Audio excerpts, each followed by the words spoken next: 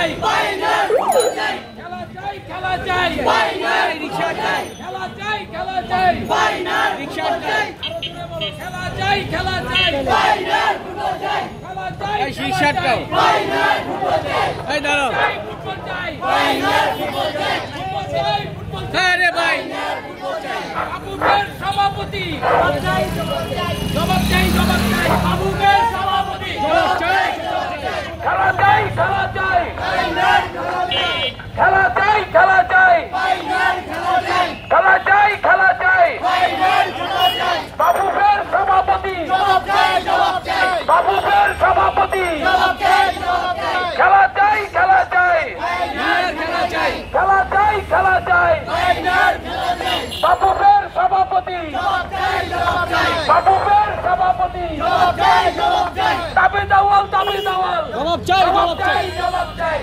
বাবুবের সভাপতি জবাব চাই দাবি দাওয়াল দাবি দাওয়াল জবাব চাই খেলা চাই খেলা চাই ফাইনাল ফুটবল চাই সম্মানিত উপস্থিতি 2022 সালে ঢাকা পাইনিয়ার ফুটবল লীগ সর্বশেষ হয়েছিল।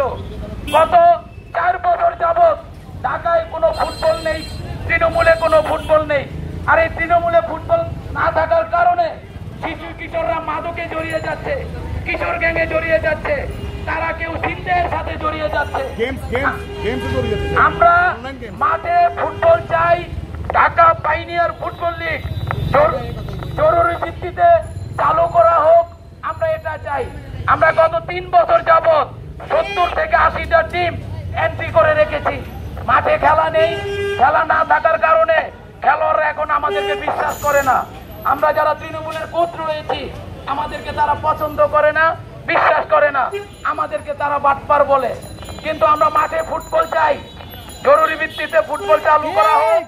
বাবুবের সভাপতির কাছে আমাদের এটা ক্ষুদ্র পরিসর থেকে আমরা আলটিমেটাম দিলাম, যদি আপনারা না মানেন আগামীতে আমরা বৃহত্তর আন্দোলন দিতে বাধ্য হব।